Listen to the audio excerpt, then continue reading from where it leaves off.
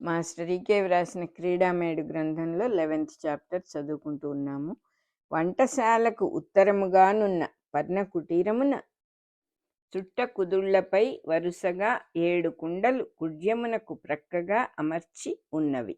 కుండలలో గట్టిగా తోడుకొని కదలకున్న గడ్డ పెరుగు మీది మీగడ పొర చైత్ర పూర్ణిమ చంద్రబింబము వలె ముచ్చట గొలుపుచున్నది. అందొక కడవలో కవ్వము దింపి కొయ్యగుంజకు కట్టిన త్రాళ్లలో దూర్చి యశోద చల్లచేయుచుండెను. సమీపమున దొడ్డి గుమ్మముపై కృష్ణుడు, వెలుపలి అరుగుపై బలరాముడు కూర్చుండిరి. కృష్ణుడు తన మెడలోని సన్నని బంగారు గొలుసున నగిషీ చేయబడిన పతకము నడుమ తాపిన పెద్ద వజ్రము వంక చూచుచూ వ్రేళ్లతో అటు ఇటు తిప్పుచుండెను. సూర్యరశ్మి పడి పొరలుగా విచ్చుకొనుచున్న ఇంద్రధనుస్సుల శోభలు వజ్రమునందు మండలాకృతిగా నర్తనము చేయుచు కనిపించి మాయమగుచున్నవి. ఆ వజ్రపు టంచులలో ప్రతిబింబించిన యశోద ముఖము వేల వేల యశోదలుగా కనిపించుచుండెను. సూక్ష్మరూపలైన యశోదలు చల్ల చేయుట చూచి కృష్ణుడు పకపక నవ్వెను. యశోద, ఏమిరా నవ్వుచుంటివి అనెను. కృష్ణుడు, నిన్ను చూచి నవ్వుచుంటిని. యశోద, హారములో నేను కనబడుచున్నానా? ధైర్యవంతుడవు. ప్రతిదినము మన ఇంటికి దెబ్బలాడవచ్చిన గోపాంగనలను చూచినప్పుడు నవ్వురాదా? వారు వచ్చినప్పుడు నా వెనుక నక్కెదవు. నన్ను చూచినచో నవ్వురాదా మరి అన్నది. సల్లాపములాడుచూ యశోద చల్లచేయుట నిలిపి నడవాలోనికి పోయెను. కృష్ణుడు హారమణిలోనికి చూచుచూ తన 2వ చేతి వ్రేళ్లు కదిలించుచుండెను. కొన్ని వేల కరాంగుళులు కనిపించినవి. హారములోనికి చూచుచునే గుమ్మముపై కూచుండి కాలు పైకెత్తెను. కొన్ని వేల పాదములు కనిపించినవి. కొన్ని వేల పాదములు కదలినవి, విసురుగా కదలినవి. వేల పాదములు వేనవేలు క్షీరభాండములనొక్కమారుగా తన్నినవి. భాండములన్నీ బ్రద్దలై మజ్జిగ వరదలై పాల సముద్రము వలె ముంచెత్తినది. దాని వెనుక వేనవేలు యశోదలు కోపముతో కొట్టవచ్చిరి. కృష్ణుడు చెంగున లేచి నిలబడెను. కోపమున నోట మాట రాక యశోద కృష్ణుని పట్టుకొనుటకు 2 అంగలలో వాని మీదికి ఉరికెను. కృష్ణుడు దొడ్డి అరుగు మీదకు తప్పుకొని అరుగుపై నుండి క్రిందకు దూకెను.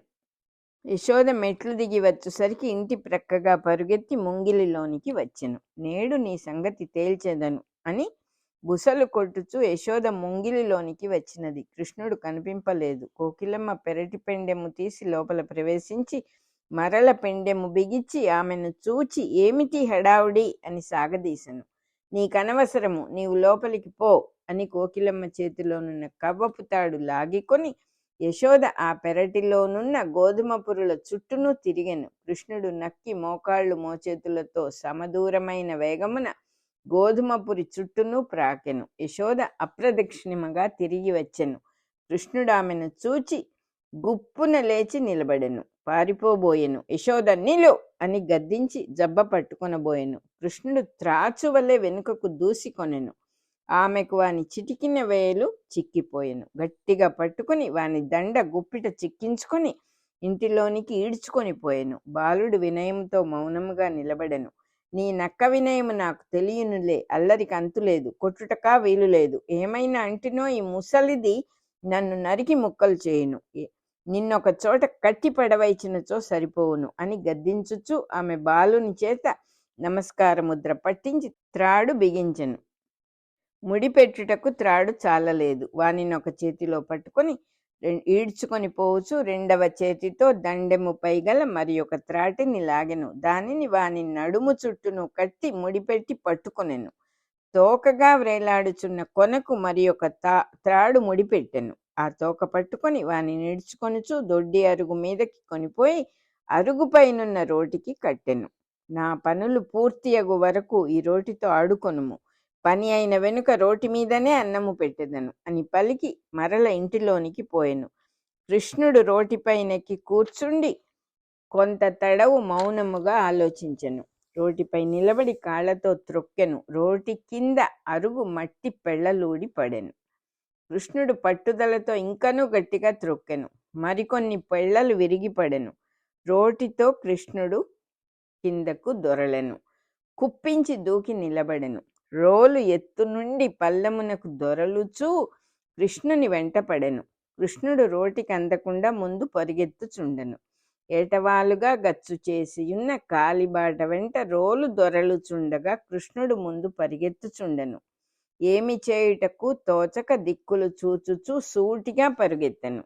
కుడి ప్రక్కగా పెరటిలో 2 మద్ది చెట్లున్నవి. కృష్ణుడు తప్పించుకొనుటకై మద్ది చెట్ల నడుమ సన్నని సందులో నుండి దూరి ఈవలకు వచ్చెను. రోలు మద్దుల కవ్వల పోటీగా ఇరికెను. కృష్ణుడు చూచి చాలా తడవు మౌనముగా దిక్కులు పరికించెను. బలరాముడు సమీపించి నిలబడి చూచుచుండెను. కృష్ణుడు త్రాటిని విప్పుమనెను. బలరాముడు చాలా తడవు ప్రయత్నించెను గాని ముడి విడలేదు. ఇట్లు కాదని ఇద్దరును మద్ది చెట్ల క్రింద పద్మాసీనులైరి. కన్నులు మూసి ప్రణవము పూరించిరి. ఆ నాదము విని బాటలోని పిల్లలందరూ చేరి వారి చుట్టూను కూర్చుండిరి. వారితో నాదము కలిపిరి. యశోద, రోహిణి, కోకిలమ్మ వచ్చి చూచి నవ్వుకొనుచు దూరముగా నిలబడిరి. కొన్ని లిప్తలలో గోపాంగనలందరూ బాలకుల చుట్టూను చేరి నిలుచుండిరి. కొన్ని క్షణములలో బాహ్యస్మృతులు తొలగెను. ఎంతకాలం అట్లు జరిగెనో ఎవరికినీ తెలియదు. పిడుగుపడినట్లు శబ్దమై అందరికినీ బాహ్యస్మృతి కలిగెను. మద్ది చెట్లు విరిగిపడి పెరటి గోడ మీదుగా వ్రాలి ఉండెను. అవి మాయమై ఆ తావున ఇద్దరు సుందర పురుషులు నమస్కరించుచు నిలబడిరి. కిరీటములతో, కుండలములతో, హార కేయూరాది భూషణములతో మెరిసిపోవుచుండిరి. సన్నని ఉత్తరీయములు ధరించిన ఆ ఇరువురి దేహముల నుండి అవ్వలి వస్తువులు కనిపించుచున్నవి. వారికి ఆకారములే గాని స్థూల దేహములు లేవు. సూర్యకిరణముల వంటి కాంతులతో పులకరించుచున్న పక్షి రెక్కల వంటి రెక్కలు వారికున్నవి. ఆ ఇద్దరును నమస్కరించి ఇట్లనిరి: మేము కుబేరుని పుత్రులము. యవ్వన గర్వముతో తండ్రి సంపదలతో అహంకరించి కైలాస సమీపమున నగ్నదేహులమై స్త్రీలతో విహరించుచుంటిమి. ఆ దారిన పోవచ్చు నారద మునీంద్రులు మమ్ము జూచిరి. మద్యపానమత్తులమై వివస్త్రులమని మరచి అటు ఇటు పరుగులెత్తితిమి. నారద మునీంద్రులు ఏవగించుకొని కోపించి ఇట్లనిరి: జంతువులకైనను కొంత సిగ్గుండును. మీకు వయస్సు పెరిగినది గాని బుద్ధి పెరగలేదు. చెట్లకెంత సిగ్గున్నదో మీకు అంతియే. ఇంకనూ చిరకాలము చెట్లుగా ఉండవలసిన స్థితిలోనే ఉన్నారు. భూలోకమున మద్ది చెట్లై పడి ఉండి పరిపాకమునకై వేచి ఉండు. మేము దుఃఖించి శాపావసానమునకై ప్రార్థించితిమి. నారదులు ఇట్లనిరి: అది మీ ఇష్టము కాదు. అపరాధము చేసిన వారు పడి ఉండవలను గాని నిబంధనలు చెల్లవు. ఏదో ఒకనాడు నారాయణుని దయ కలుగును. అంతవరకు ఎదురు చూడక మారు పలుకక పడి ఉండు. మేము చేయనది లేక ఈ పవిత్ర స్థలమున పడి ఉంటిమి. నేటికి మాపై అనుగ్రహము కలిగినది. నీవెవ్వరవైనను మాకు నారాయణుడవు అని పలుకుచు బాలునకు నమస్కరించి రెక్కలలార్చి అదృశ్యులైరి. తాము చూచినది కలయో నిజమో ఎవ్వరికినీ బోధపడలేదు. ఇంతవరకు ఎందరెందరు ఋషులో యోగాభ్యాసములు చేసిరి. భోజనములు మాని తపస్సు చేసిన వారున్నారు. జలభక్షణము వాయుభక్షణము చేయుదురని కూడా విని ఉంటిమి. సాధువులు సన్యాసులు ఎవరికి వారుగా యథాశక్తి యోగాభ్యాసము చేయుదురు. ఆ మార్గములలో ఇన్ని మాయలు పుట్టుట పూర్వమెచ్చటను విని ఉండలేదు అని గోపాంగనలు చెప్పుకొనిరి. ప్రతిదినము మనము ఇండ్లలో అనుభవించుచున్న మాయల కన్నా ఇది ఎక్కువైనది కాదు అని ఒకతే పలికెను. కోకిలమ్మ వచ్చి అంతటా కలయజూచి, పొండు పొండు, మీ ఇండ్లకు పొండు. మీకేమి పనులు లేవా? యోగము కాదు, రోగము కాదు. మరల ఏవో 2 పిశాచములు వచ్చినవి. ఇంతకాలము ఈ పెరటిలో పడి కొట్టుకొనుచున్నవి కాబోలు. మనకిది నిత్య పూజగా ఉన్నది అని అందరినీ తరిమి బాలకులను లోనికి కొనిపోయి దృష్టి తీసి కాత్యాయనీదేవి కుంకుమ పెట్టెను. 11th చాప్టర్ అయిపోయింది.